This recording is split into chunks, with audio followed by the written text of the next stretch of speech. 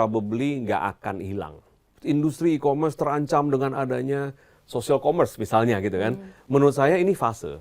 Karena potensinya itu kalau kita ngomong balik lagi ke online, online itu sebenarnya sangat membantu ketika kita sadar diri, percaya diri dengan potensi yang ada katakanlah di daerah gitu ya.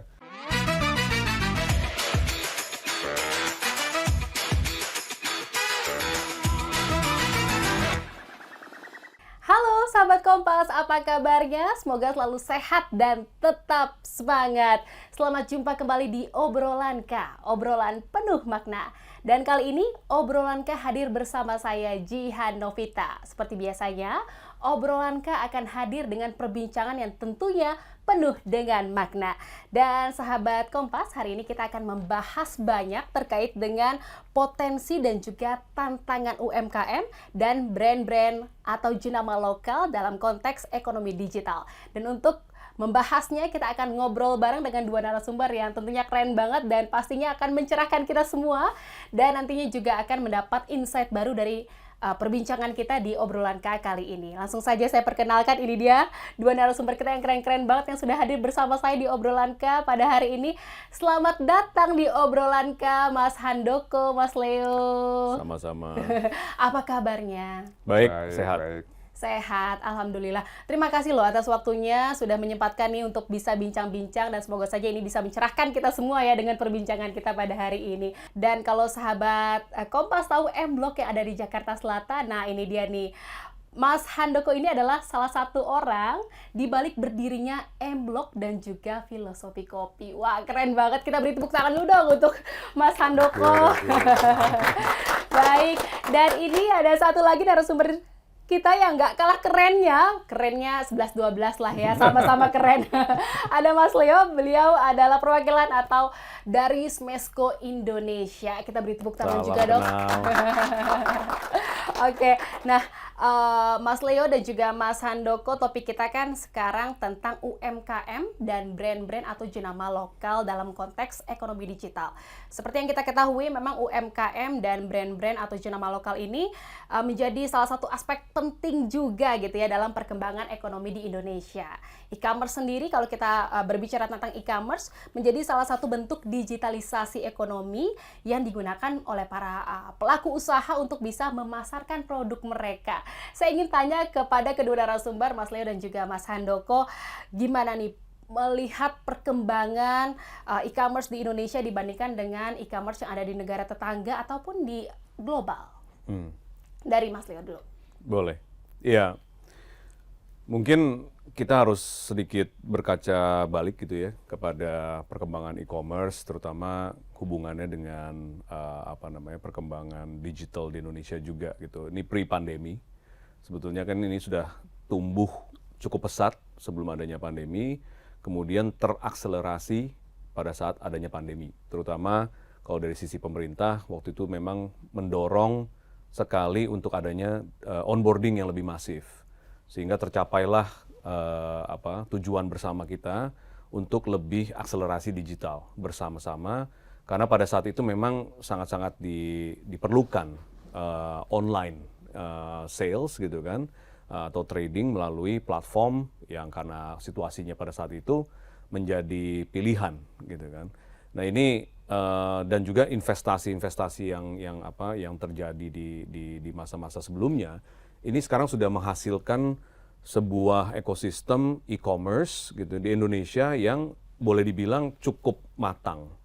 Dan bahkan banyak player-player yang kompetitif lah, baik itu lokal maupun internasional, yang berkompetisi di Indonesia, yang menghasilkan juga sebetulnya ya persaingan yang sehat gitu kan, karena ya Indonesia ini marketnya luas gitu, jadi mungkin juga sulit untuk bisa didominasi oleh satu pihak gitu kan.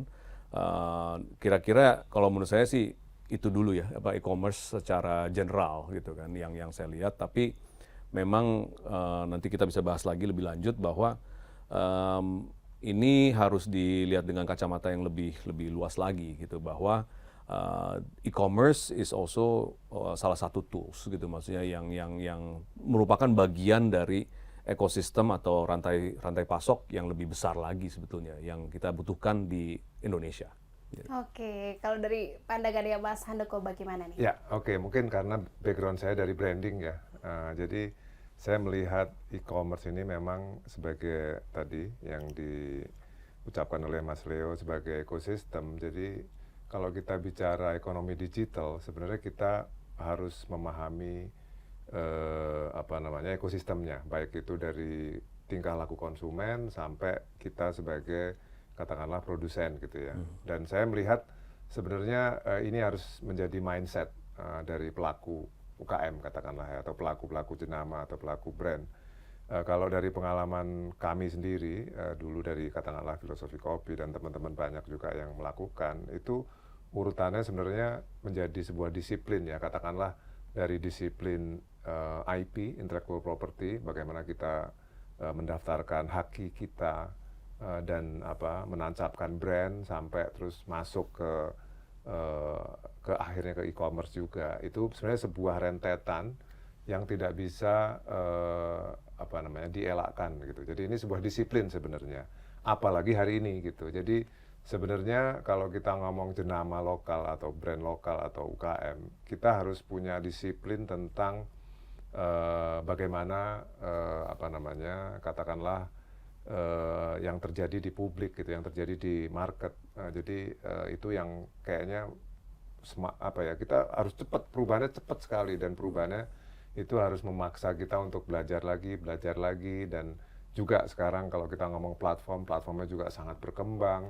Jadi sangat kompleks memang, dan saya hanya bisa mengajak ya kita harus melek terus gitu. Jadi bisnismen atau menjadi pengelola jenama itu sekarang tidak ringan, kompetisinya juga sangat cepat gitu. Bahkan yang besar pun bisa ambrol dengan waktu yang cepat, segala macam. Jadi kayak peluang itu muncul hampir tiap hari ada, dan kita harus melek terus gitu. Harus Mungkin melek kurang terus, lebih, harus yes. pinter-pinter lihat peluang gitu ya. Terus juga jangan mau ketinggalan untuk terus beradaptasi, Yes. berinovasi gitu ya Mas Handoko. Nah, kalau lihat sendiri nih e-commerce di Indonesia ini menjadi salah satu pasar terbesar juga untuk bisa memasarkan produk-produk dari para pelaku usaha di Indonesia. Ini bagaimana melihatnya? Ya, kalau saya ngelihat sekarang benar sih, hampir semua kebutuhan tidak bisa menghindar dari e-commerce ya.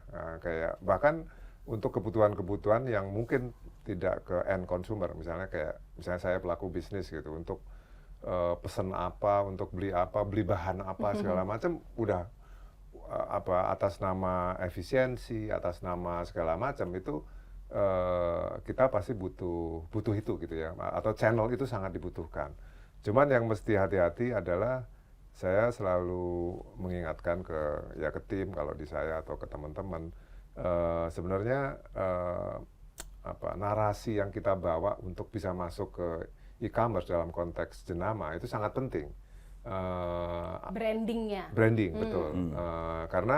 Karena kita harus ingat juga sustainability.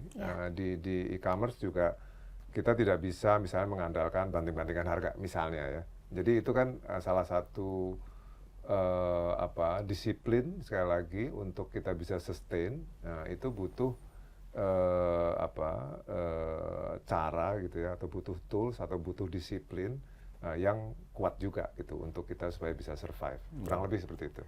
Mau menambahkan mungkin Mas? Iya, sepakat sih. Memang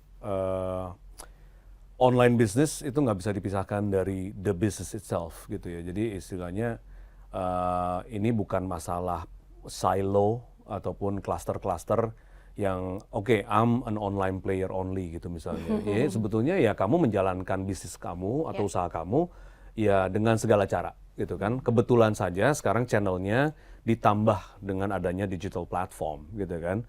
Tapi kan sebetulnya kan yang harus di pay attention dan difokuskan oleh si pemilik usaha ini ya the business itself tadi, brandingnya, communicationnya, produknya, kualitasnya, dan lain sebagainya gitu kan. Dan ini yang banyak bukan miss sih, tapi mungkin karena waktu itu kan ini ada mainan baru, gitu kan, ada new animal lah gitu kan, in town gitu kan. Jadi sehingga karena di Indonesia itu tendensinya kan melompat, gitu. Kita tuh sering lompat, gitu kan, tanpa ada progresi yang sebetulnya ya butuh waktu gitu, sehingga ya sebetulnya akselerasi itu kan ada dua sisi ya. Di satu sisi memang ini baik gitu, tapi ada juga yang ketinggalan. Dan biasanya yang ketinggalan ini ya salah satunya ya ketinggalan kelupaan fondasinya gitu. Nah ini yang harus dibangun kembali. Jadi sekarang saya melihatnya sisi hilirnya ini sudah cukup matang gitu kan. Dan investmentnya juga sudah cukup, lebih dari cukup menghasilkan apa yang kita lihat sekarang. Tapi kita harus jujur pada diri kita sendiri di Indonesia. Ini platform ini isinya barang impor. Oke, dan ini yang kalau kami dari Smesco maupun Kementerian Koperasi dan UMKM, ya salah satu yang mengkhawatirkan dan keresahan kita ya adalah oke, nanti Indonesia emas di tahun 2030 atau 2045 gitu kan, ini bagaimana gitu kan? Apakah kita akan menjadi ya istilahnya integritas daripada roda ekonomi kita ini datangnya dari mana gitu kan? Nah ini yang kayak kata-kata, sebetulnya saya juga udah sering bicara ya baik sama Mas Andoko atau yang lain mengenai balik ke manufaktur yuk gitu kan, balik ke manufacturing. Dan memang ini ada sesuatu yang lagi didorong sama pemerintah, bukan hanya hilirisasi tapi juga mengenai micro manufacturing. Dan ternyata kemarin saya baca di World Economic Forum pun sedang dibicarakan bagaimana teknologi bisa menghasilkan micro manufacturing yang bisa mendatangkan efisiensi walaupun ya mungkin bukan menyerap tenaga kerja banyak tapi menghasilkan produk-produk yang unggul gitu ya dengan adanya tech enabling gitu kan. Nah, platform ini kan juga e-commerce kan sebetulnya is an enabler gitu ya, enabler yang dibutuhkan tapi jangan lupa gitu bahwa esensi dari sebuah produk itu sebetulnya hakikatnya kan balik lagi kepada ya produknya itself. Si brandnya itu sendiri. Yes, Nah itu. ini menarik banget nih untuk dari Mas Leo kan yang memang mengamati melihat perkembangan UMKM di Smesco gitu ya. Sekarang juga sudah ada e-commerce terbuka lebar untuk para pelaku UMKM memasarkan produknya di e-commerce tersebut, di platform tersebut. Kalau dari Mas Leo sendiri melihat apakah ada perbedaan gitu ya UMKM yang memang sebelumnya sudah punya brand dan juga punya toko fisik, dia akhirnya beralih juga untuk memasarkan produknya di e-commerce dan juga dengan para pelaku UMKM yang memang baru merintis usaha dan langsung saja memasarkan produknya di online store ini. Beberapa contoh yang saya perhatikan ada yang misalnya brand yang sudah established terus kemudian baru melakukan online strateginya gitu, dan kemudian ada lagi yang misalnya pemain online tadinya kemudian mencoba menjadi omnichannel atau mungkin mulanya dari offline dulu. Nah, kita nggak bisa bilang yang mana lebih baik karena sebetulnya kan semuanya ya tadi yang saya bilang harus dilakukan, tapi tendensinya kalau yang saya lihat lebih banyak yang berhasil yang mulai dari offline dulu gitu kan, yang dari yang traditional way of doing things terus baru punya online strategi gitu kan. Kalau yang ini justru malah kayak ada sedikit kecanggungan ya Mas ya, ketika dia harus go offline. Dan ketika yang terjadi adalah ya kayak mungkin pemikiran atau mindsetnya itu sendiri yang tidak serupa gitu dengan pemain-pemain yang sudah terbiasa dengan ya istilahnya interaksi real nih gitu ya, dunia nyata nih ya kan. Ataupun ya misalnya secara marketing strategi dan lain sebagainya itu mereka jadi canggung gitu. Nah ini yang saya pikir bukannya perbedaan tapi apapun itu bentuk bisnisnya ya mereka harus belajar lagi. Semua harus belajar lagi lah, dan toolsnya kan sudah tersedia dengan baik gitu kan, dengan banyak sekali, cuman tinggal kitanya aja mau pilih yang mana gitu. Bisa dibilang ini kalau memang UMKM yang memang sudah punya produk established gitu ya, udah punya brand, mereka tuh lebih matang gitu ya untuk berjualan. Nggak mau bilang gitu sih. Tapi lebih kepada apa ya? Coba Mas, gimana? Paham kan? Mungkin nambahin dalam konteks peluang ya. Tadi kalau kita ngomong hulu hilir ya. Sebenarnya kalau digital ini atau e-commerce katakanlah ini sebenarnya peluang untuk kita menyampaikan narasi hulu dengan lebih baik.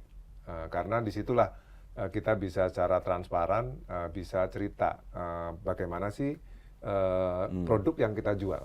Atau katakanlah narasinya yang kita jual. Dan kalau kita ngomong hulu, sebenarnya masih banyak. Tadi saya setuju, hilirnya mungkin kita sudah ada gitu ya. Saya nggak mau bilang matang, sudah ada. Tapi hulunya ini masih kurang tangguh kita berceritanya atau katakanlah prosesnya. Katakanlah kalau kita ngomong misalnya di kopi gitu ya, kita ngomong indikasi geografis. begitu banyak sebenarnya yang bisa dijual dari narasi indikasi geografis yang belum diceritakan dengan baik. Ya, misalnya bahwa kita ternyata punya 34 indikasi geografis di kopi. Dari Gayo, dari Kintamani, dari segala macam. Itu kan bisa digambarkan walaupun outputnya jualannya e-commerce, tapi kan cerita tentang hulunya bahwa proses di Kintamaninya seperti apa, kebudayaannya seperti apa, ikonnya seperti apa, itu kan bisa diceritakan. Nah ini yang sebenarnya yang saya sebut sebagai peluang. Ini baru ngomong soal kopi ya. Kalau kita ngomong makers misalnya bahan pakaian misalnya, itu kan juga banyak sekali yang bisa diceritakan di situ. Jadi mungkin yang saya mau katakan lompat sedikit, sebenarnya kalau kita ngomong e-commerce, jangan cuma sekedar berdagang, tapi sebenarnya menarasikan sesuatu. Atau Mas Leo sebenarnya udah lama bergerak di makers ya.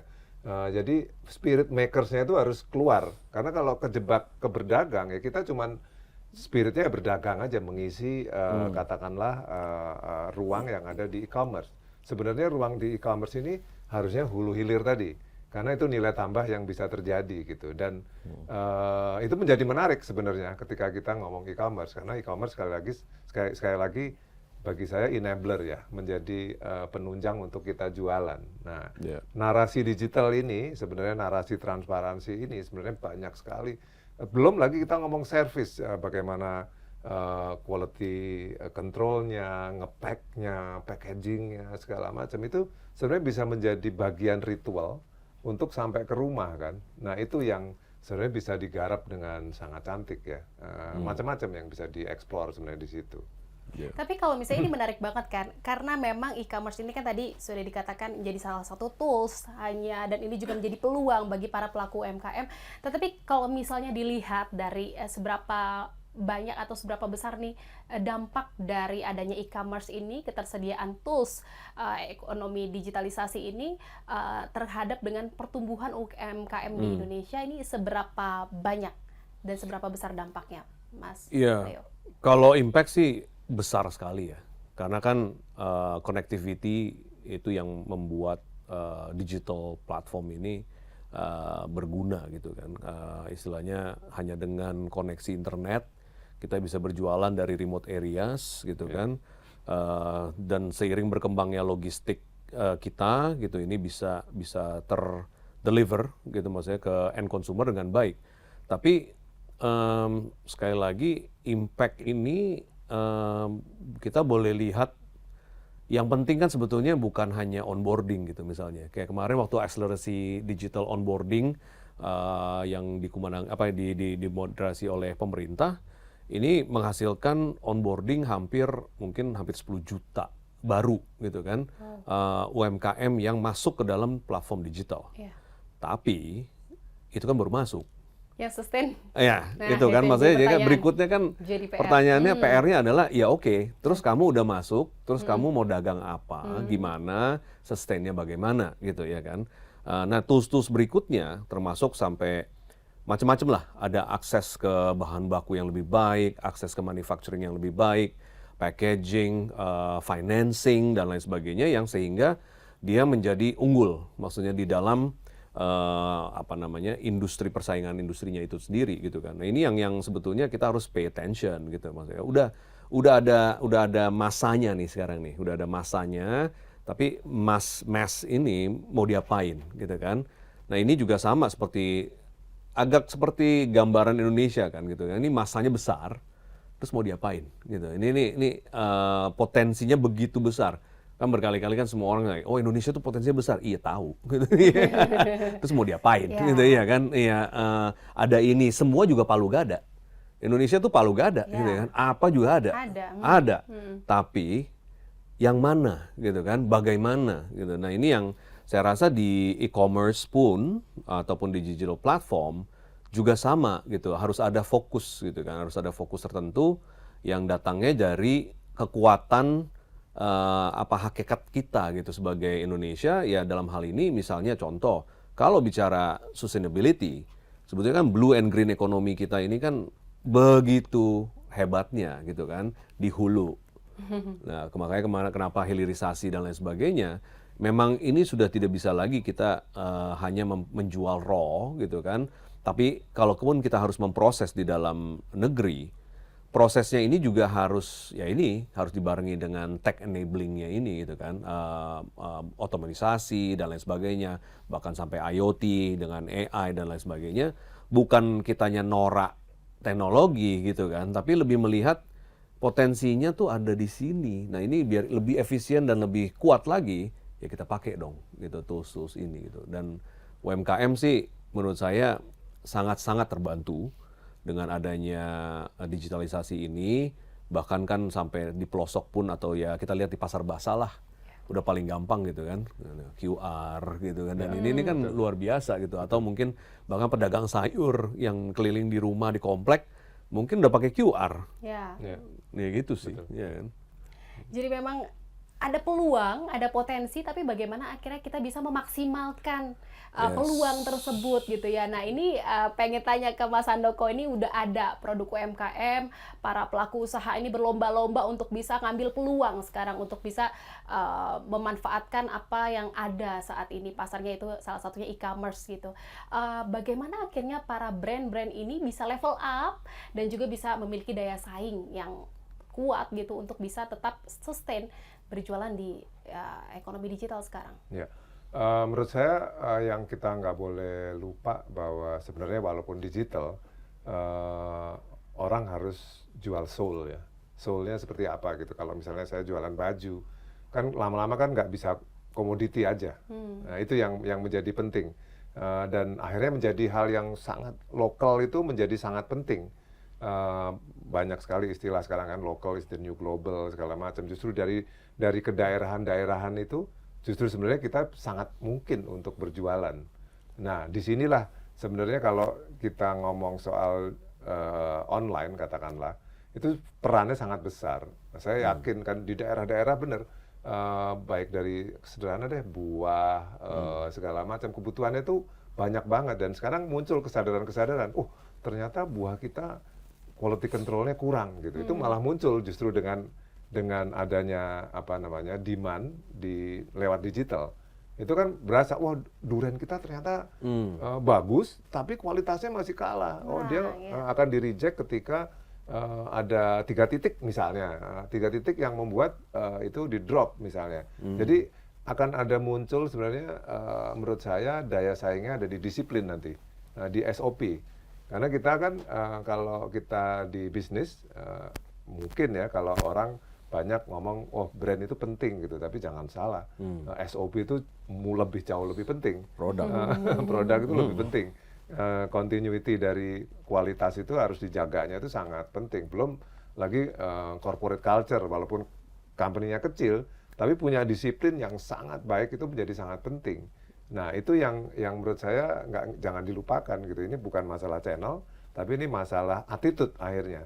Jadi attitude digital ini kan butuh di-deliver banyak hal kan, kalau kita ngomong UKM. Yang di-deliver tuh ya tadi, ya kedisiplinan, konsistensi, dan lain-lain gitu. Dan harusnya disinilah harus mulai naik kelas ya. Karena real, persaingannya real. Nanti juga kalau kita ngomong luar negeri, persaingannya real kan, lawan Vietnam, lawan Thailand misalnya. Itu kan real banget gitu. Dan menurut saya, ya kita harus melek hal-hal seperti itu gitu. Jadi mungkin saya juga mengibaratkan digital ini atau online ini justru benar tadi balik lagi, jangan-jangan online kita harus tanggap, tapi kita juga harus memajukan offline. Itu yang menjadi sangat penting karena offline kan tadi SOP segala macam, termasuk narasi-narasi tadi kan offline. Apalagi sekarang kita tahu zaman experience marketing. Kita mungkin lompat sedikit ya, kalau saya ngomong online, digital sekarang dari segi mindset. Sekarang kan kita tahu gitu, banyak misalnya toko roti baru, tiba-tiba viral gitu kan. Itu kan karena attitude digitalnya udah semakin bagus. Kita udah semakin, digital native ya, semakin paham. Tapi setelah itu kan balik lagi, apakah dia tahan lama atau enggak? Jangan-jangan viral sebentar, habis itu hilang lagi. Nah itu 2 hal yang sebenarnya nggak bisa dipisahkan. Tapi bahwa digital itu bisa membuat pergerakan lebih cepat, nggak bisa dipungkiri. Ya memang harus disiplin. Banyak PHP kan? Apa itu PHP? Banyak brand PHP kan Iya. di online kan, iya kan? Benar-benar banyak tipu-tipu. Nah, Bukan tipu sih ya, ya PHP. PHP lah. Iya, maksudnya kan kalau kita belum pegang, kalau Kita dulu kan belum gitu kan, percaya gitu dulu ya. kan pakemnya kan ya you feel, Lihat you dulu. touch, you taste, Iya, you smell gitu Iya. kan. Iya. You use indera kita dipakai nih gitu. Ya, online kan inderanya kan susah gitu ya kan. Jadi cuma percaya aja nih apa yang dikomunikasikan itu kena sih kemakan gitu. Iya. Tapi ketika kita consume itu kan that's the real judgment-nya kan ada di situ kan gitu kan. Apalagi dengan makanan ya itu suka dan nggak sukanya mah cuman hitungan detik gitu kan. Wow, udah dia bakery inilah yang lagi trendy ini.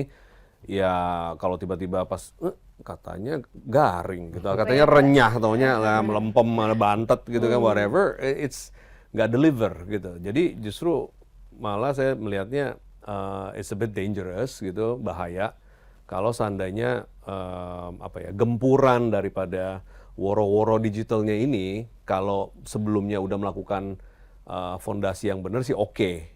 Tapi kalau misalnya udah langsung jump ke sini terus gitu, itu bisa langsung di cancel.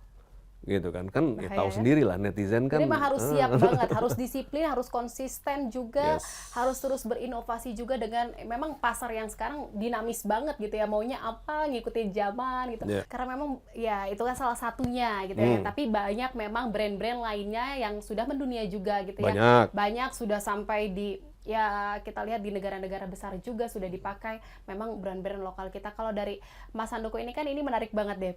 M-Block Space gitu ya, kita kenal kalau misalnya Mas Handoko ini kan sedang bukan hanya ada di Jakarta tapi juga ada di Padang, terus di Yogyakarta, di mana ada konsepnya ini unik gitu ya, ada penyatuan antara berdagang dan juga klaster kreatif. Nah, di sini kan juga bukan hanya menampilkan etalase produk-produk jagoan dari daerah aja, tetapi juga mengusung konsep klaster kreatif. Kalau dari Mas Handoko sendiri, seberapa jauh nih e-commerce ini hadir untuk bisa mendukung konsep M-Block Group? Ya, oke. Kalau kita karena pendekatannya ini M-Block ya, nah, mungkin agak beda dengan filosofi kopi. Kalau M-Block kan kita kan jelas berangkatnya dari placemaking, dari tempat ya. Jadi dari tempat kan otomatis experience ya. Jadi orang bisa tadi smell, touch, sight dan lain-lain ya.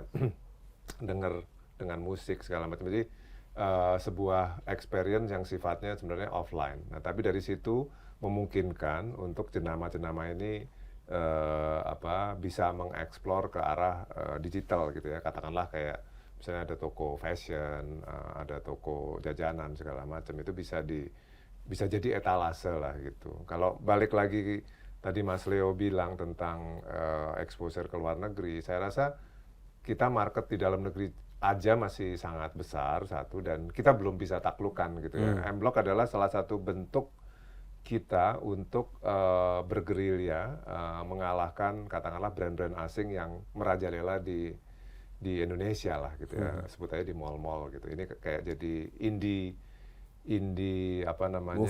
movement lah gitu ya, untuk menjadi alternatif ya.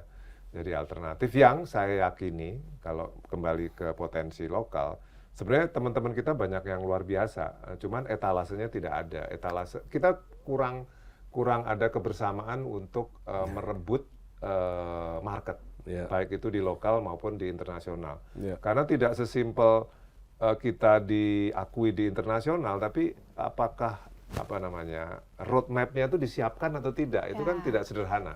Untuk misalnya sebuah kedai kopi buka di luar negeri itu kan mungkin bisa kita gitu ya, tapi roadmap-nya itu benar-benar disiapkan nggak secara dari awal ya, dari narasi, dari hulu, dari diplomasinya segala macam, kerjasama government dengan swasta segala macam, itu menurut saya ada beberapa poin yang menjadi tantangan juga gitu. Kalau dari Mas Handoko sendiri sejauh ini gitu ya, tantangannya tuh apa saja dan juga dampaknya tuh apa saja sih kalau kita lihat dari tantangan yang dihadapi oleh brand lokal ini untuk bisa beradaptasi dan juga bisa bisa mengikuti dengan apa yang saat ini terjadi, yaitu era ekonomi digital gitu khususnya apa saja sekarang? Yang pertama menurut saya yang jadi challenge adalah sebenarnya rasa percaya diri. Itu dulu. Karena dari rasa percaya diri itu kita bisa macam-macam nih. Segala macam kendala itu bisa dipecahkan lah, katakanlah tadi misalnya perbedaan generasi atau knowledge segala macam. Itu kan banyak sekali ya. Tapi dengan kita percaya diri sebenarnya banyak yang bisa dilakukan. Dan dengan percaya diri biasanya kita bisa lebih bekerja sama dengan baik lah ya untuk bahu-membahu bagaimana sih kita jualan gitu. Kenapa saya bilang begitu? Karena potensinya besar sekali. Yeah. Karena potensinya itu kalau kita ngomong balik lagi ke online itu sebenarnya sangat membantu ketika kita sadar diri, percaya diri dengan potensi yang ada katakanlah di daerah gitu ya. Atau di manapun lah gitu. Kalau kita ngomong indikasi geografis tadi kan hubungannya sama kedaerahan ya. Nah itu sebenarnya banyak sekali yang bisa di enabler melalui digital. Nah, untuk menyamakan itu saya rasa perlu duduk bersama. Dan itu menjadi menarik sebenarnya kalau kita lakukan itu. Ini kan dari perspektif dari para pelaku UMKM tantangannya. Kalau yang juga jadi perhatian ini kan bagaimana para toolsnya ini, yaitu salah satunya e-commerce ini untuk bisa mendukung para UMKM ini untuk tetap bisa establish, juga bisa bersaing, dan juga bisa sustain gitu. Kalau menurut saya sebenarnya ada istilah onboard ya, onboarding. Sebenarnya kan onboarding ini kan bisa beberapa pihak. Sebenarnya kalau ada tujuan, ada purpose yang cukup jelas, sebenarnya itu bisa onboard. Alangkah baiknya kalau onboard, misalnya antara e-commerce, government, misalnya atau Pemkot, gitu ya, dengan saya katakanlah petani gitu atau dengan karena tadi nggak bisa sendiri kalau nggak harganya nggak bersaing. Iya. Harganya akan nggak mahal. ada daya tawar. Nggak ada daya tawar. Jadi ketika itu bisa duduk bareng, itu yang sebenarnya terus terang saya lakukan sekarang, banyak mencoba untuk itu walaupun susah ya. Itu sering saya mengajak duduk beberapa pihak gitu untuk akhirnya bisa menjadi kekuatan bersama. Iya. Setuju sih. Nah, oke, tadi kita harus duduk bersama, harus punya kesamaan visi dan misi gitu ya, intinya tujuan dan kesimpulannya seperti itu untuk bisa sama-sama bangkit bareng, maju bareng. Nah, kalau kita lihat juga kalau tadi dari e-commerce, sekarang e-commerce-nya juga banyak dan tentunya e-commerce juga sangat berpengaruh dan juga berdampak untuk bisa perkembangan dan juga memajukan UMKM yang ada di Indonesia. Kalau dari Mas Handoko dan juga Mas Leoni, kira-kira apa saja sih inisiatif yang memang harus dilakukan oleh e-commerce ini, platform ini untuk bisa terus bisa mengembangkan UMKM yang ada di Indonesia? Yeah. Mas Leo. Saya selalu membayangkan bahwa ya itu tadi ya statementnya Mas Handoko ya, kita saling butuh. Sehingga kita nggak bisa juga hanya melemparkan tanggung jawab itu kepada satu pihak tertentu gitu misalnya. Dalam hal ini misalnya kita ngomong supply and demand. Ya demand-nya cuma nggak mau tahu, pokoknya saya hanya mendatangkan demand. Supply-nya hanya pokoknya saya supply aja ya gitu dan lain sebagainya lah, ya vice versa. Padahal ya makanya kenapa kita melihat banyak program-program gitu ya yang akhirnya harus menginkubasi, bahkan harus berkreasi gitu kan, harus menciptakan business creation gitu kan, untuk supaya menjawab kebutuhan yang tadinya tidak ada menjadi ada gitu kan. Karena kalau kita terus-terusan istilahnya ya hanya komplain gitu atau tidak berbuat sesuatu, ya ini nggak akan kejadian gitu. Jadi nah ini untuk semua sektor, untuk semua kalangan, kita nggak bisa tinggal diam saja gitu, bahwa segala sesuatu ini harus ya ada roadmap-nya, ada strateginya dan juga ada tools yang membackup gitu kan, yang mendukung upaya-upaya ini. Dalam hal ini ya kita bicara mengenai bagaimana how to afford it gitu ya, how to finance dan segala macam. Ini sih yang sebetulnya menjadi keresahan gitu kan, bahwa saya melihat kok banyak kok orang Indonesia itu sebetulnya gampang adapt lagi. Sangat mudah untuk adapt gitu kan. Soalnya kita lompat berkali-kali yang saya bilang itu. Jadi ini yang mungkin emphasisnya ya, garis bawahnya adalah yang didukung dan yang mau di-push ini tujuannya kemana. Kalau tujuannya akan istilahnya baik dan juga positif, nggak mungkin dong nggak didukung gitu kan oleh masyarakat Indonesia gitu kan. Jadi ya ini yang saya rasa kekurangan mungkin bukan hanya masalah kualitas dari programnya sendiri ya, tapi mungkin juga masalah komunikasi tadi atau masalah interest. Dewasa untuk menjadi lebih dewasa gitu. Ini yang benar, saya sepakat sekali. Mindset dan kedewasaan kita sebagai masyarakat Indonesia dan juga pemerintahnya gitu kan, bekerja sama dengan baik. Ini yang perlu. Saatnya kita berpikir ke depan gitu, bagaimana kita bisa membuat Indonesia lebih baik gitu kan. Ya kalau dari saya sih itu dulu sih. Ya. Mungkin saya nambahin ya, kalau saya berpikir aja nih spontan aja ya. Saya tuh berpikir bahwa sekarang kan eranya komunitas sebenarnya ya. Kalau kita ngomong konsumen sekarang kan didrive oleh komunitas ya. Kalau kita lihat misalnya komunitas anak muda lah, komunitas film, musik, atau komunitas gaul gitu, kalau ada satu berita baik itu langsung diserbu gitu ya. Dan itu bagus ya. Artinya sebenarnya orang Indonesia itu guyup dan suka nongkrong sebenarnya. Nah, dari situ sebenarnya tadi balik lagi, kalau ketika kita bangun ekosistem sebenarnya menjadi lebih mudah tuh, karena kita punya kekuatan istilah saya gerombolan-gerombolan yang sebenarnya kalau diidentifikasi itu cukup jelas gitu ya. Pengalaman di M-Block juga, M-Block misalnya komunitas Jaksel gitu.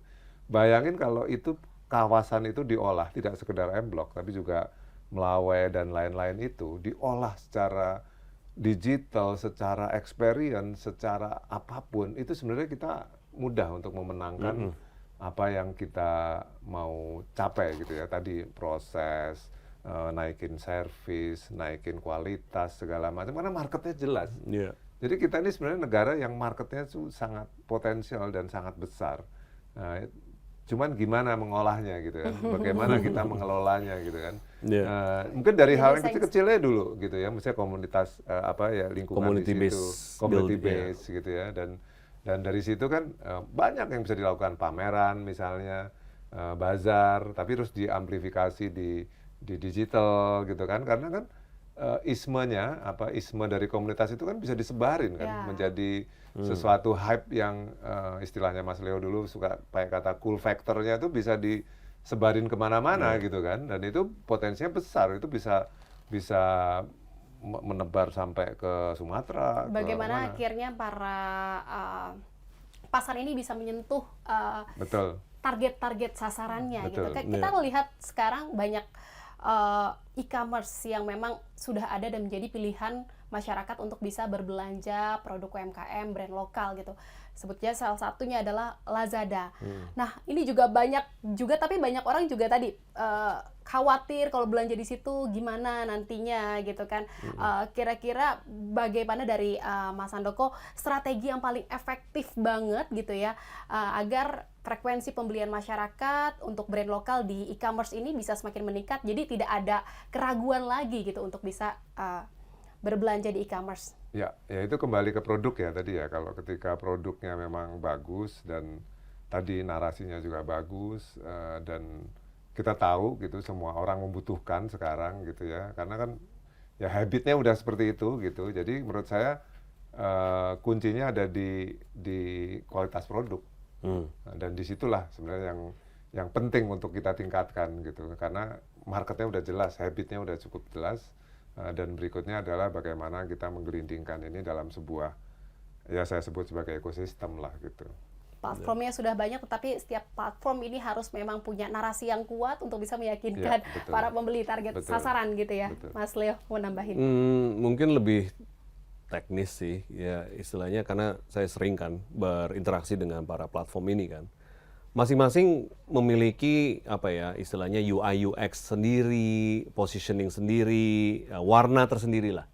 Tapi di luar warnanya masing-masing sebetulnya kan yang kesamaan yang ada di antara platform ini untuk bisa menciptakan juga istilahnya ya the next gen of supplier-nya mereka lah gitu istilahnya.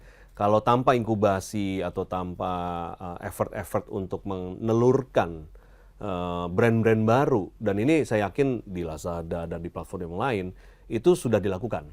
Tapi pertanyaannya kemudian effort ini harus dikaji ulang gitu kan.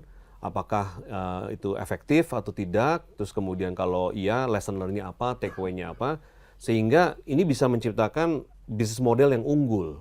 Karena platform itu kan pegang data.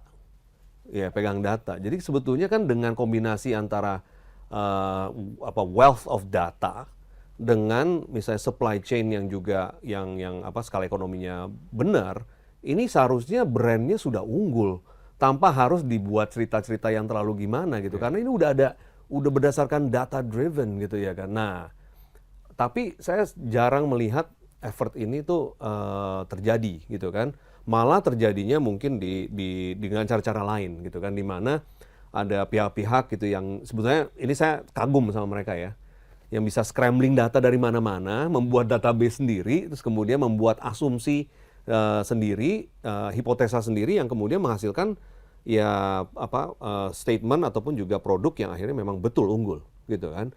Nah ini kan sebetulnya kalau zaman dulu ya kayak istilahnya orang-orang yang ya mungkin let's say baby boomers lah gitu ya, yang dulu sering ke luar negeri. Padahal nggak ada uniknya, karena dia kebetulan aja dia yang keluar negeri duluan. Bawa pulang apa yang dia lihat di luar negeri. Ya. Sekarang itu udah nggak relevan loh. Jadi keunggulan itu nggak ada relevan lagi, iya kan? Sekarang semuanya udah seakan-akan udah pernah keluar negeri walaupun belum, iya kan? Karena internet, gitu kan? Jadi hal-hal seperti inilah yang harus kita gali, diskusi-diskusi seperti ini yang harus kita gali, ya termasuk dalam hal ini, dalam konteks ini menurut saya juga media. Gitu kan, bagaimana media dan kemudian dengan platform, dengan para pelaku, pemerintah, ya semua stakeholdernya lah. Ini ya mesti sering ngobrol sih sebetulnya. Ya, jadi memang harmonisasi, sinkronisasi, kolaborasi, orkestrasi ini harus terjalin untuk bisa sama-sama ya mewujudkan apa yang kita semua harapkan gitu ya, itu untuk bisa kemajuan dari produk UMKM di Indonesia dan juga tentunya ujungnya adalah pertumbuhan ekonomi di Indonesia dan juga kesuksesan ekonomi digital di Indonesia.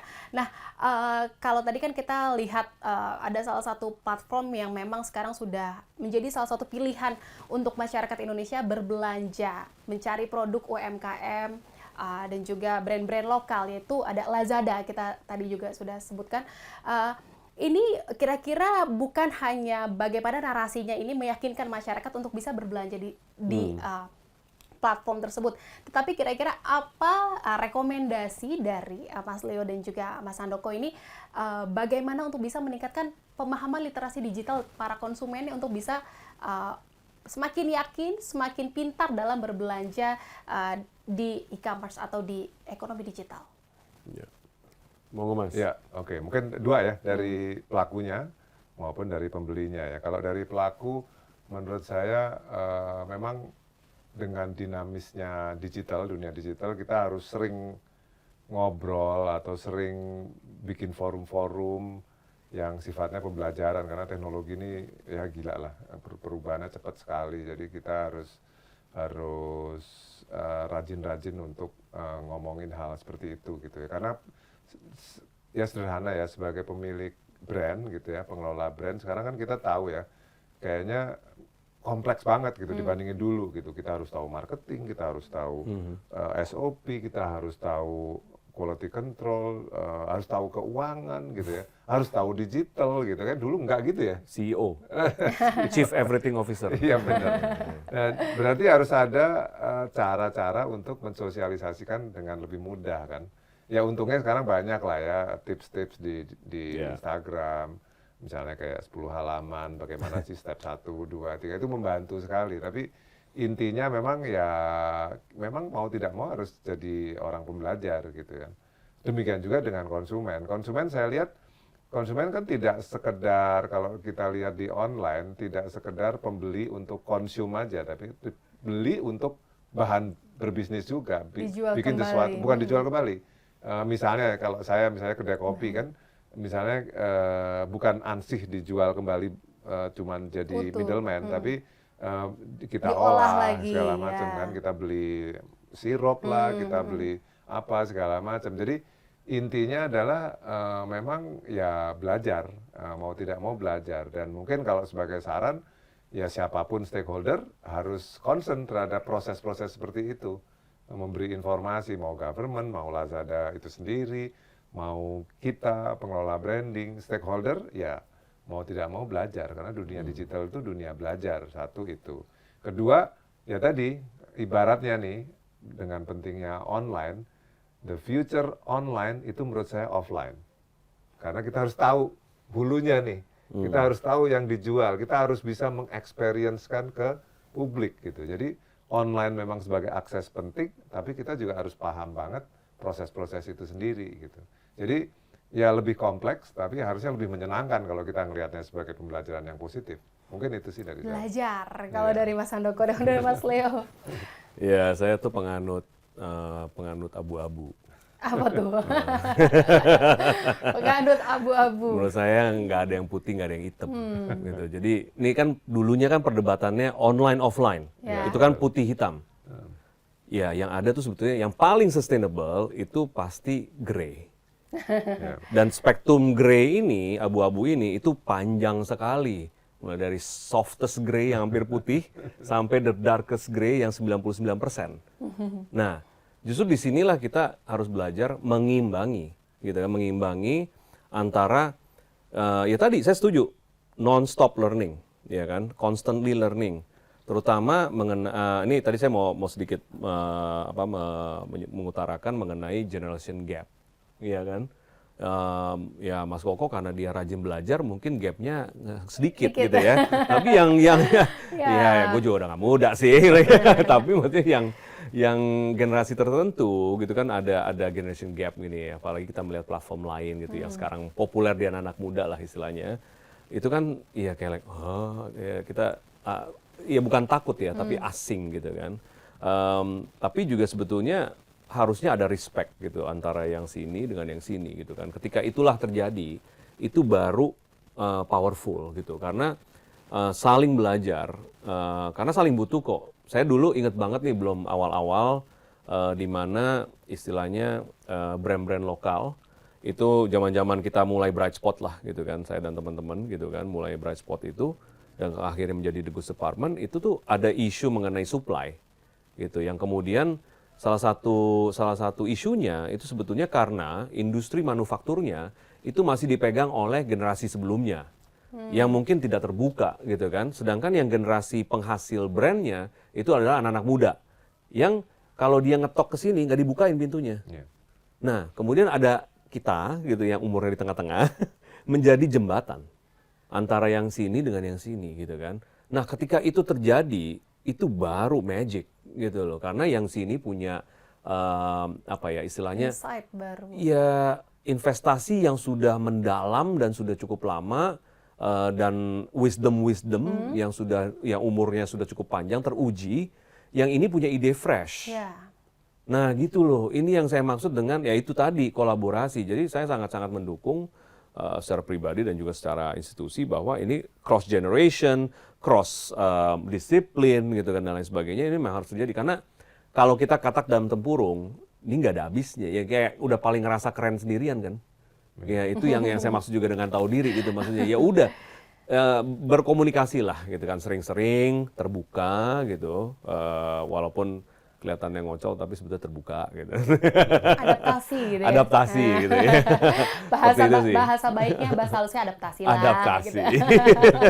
Oke, nih Mas Leo, dari menurut Mas Leo ini kira-kira ya kan tadi Mas Leo bilang saya adalah tim abu-abu gitu ya. Nah kira-kira kalau untuk kedepannya, apakah e-commerce ini bisa menjadi pintu masuk untuk bisa jalur kesuksesan dari produk UMKM ini di masa mendatang? Nah itu tadi, justru maksud saya dengan statement itu, maksudnya e-commerce probably nggak akan hilang, gitu loh. Dengan adanya ancaman-ancaman, ya istilahnya kalau saat ini mungkin, wah industri e-commerce terancam dengan adanya social commerce misalnya gitu kan. Menurut saya ini fase. Jadi fase yang nantinya juga akan kalibrasi sendiri. Nantinya yang itu juga akan menyadari, ini sama seperti yang sebelumnya. Jadi perseteruan sebelum-sebelumnya juga selalu begitu kan. Sampai akhirnya ada kalibrasi yang menghasilkan yaitu tadi harmonisasi daripada ekosistem itu sendiri gitu kan. Baru deh sadar deh gitu kan. Ya tadi kan gontok-gontokan terus kemudian kayaknya gue butuh dia nih gitu. Iya kan. Terus komunikasi akhirnya ya berkolaborasi. Jadi buat saya sih tidak perlu bukannya tidak perlu panik tapi istilahnya lebih melihatnya ini dari kacamata bahwa ya itu tadi merangkai atau merajut membentuk sebuah ekosistem yang lebih besar itu yang lebih penting karena persaingannya nanti ya datangnya di global gitu. Bisa dikatakan jadi pintu masuk? Pasti untuk masuk ke digital ya pasti perlu gateway seperti ini gitu ya kan. Jadi ya itu udah pasti gitu loh, bahwa e-commerce adalah gateway untuk masuk ke digital platform atau digital world. Ya untuk bisnis ya iya. Gitu. Mas Handoko mau menambahkan? Ya kalau saya di praktek sehari-hari sih sangat membutuhkan ya, karena dia ya enabler lah, kalau saya sebutnya enabler. Jadi menurut saya untuk mempercepat narasi yang kita bangun itu ya kita pasti sangat butuh, dan faktanya ya kita kan tiap hari ya memakai itu, dan saya rasa menjadi satu bagian yang harus kita pertimbangkan penting-penting ya, untuk jadi satu faktor yang bisa jadi akses ke market lah, kurang lebih seperti itu. Oke, jadi memang dibutuhkan platform e-commerce ini menjadi pintu masuk untuk bisa para pelaku UMKM lokal ini bisa semakin maju, semakin sukses, dan dibutuhkan juga kolaborasi, harmonisasi, dan juga sinkronisasi dari semua pihak untuk bisa sama-sama mewujudkan apa yang menjadi harapan kita semua, yaitu kemajuan perekonomian Indonesia. Sekali lagi terima kasih Mas Handoko, terima kasih juga Mas Leo atas bincang-bincangnya. Ini menjadi salah satu insight untuk sahabat Kompas, bisa mendapatkan ilmu baru, dan juga semoga saja bincang-bincang kita tadi, informasi tadi bisa mencerahkan para sahabat Kompas semuanya. Terima kasih sekali lagi, karena memang waktu sudah terbatas, jadi kita akhiri perbincangan kita di obrolan kali ini. Sukses terus dan salam sehat untuk Mas Leo dan juga Mas Handoko. Terima kasih sekali lagi. Dan sahabat Kompas, demikian obrolan kali ini. Saya Jihan Novita pamit undur diri. Terima kasih, sampai jumpa.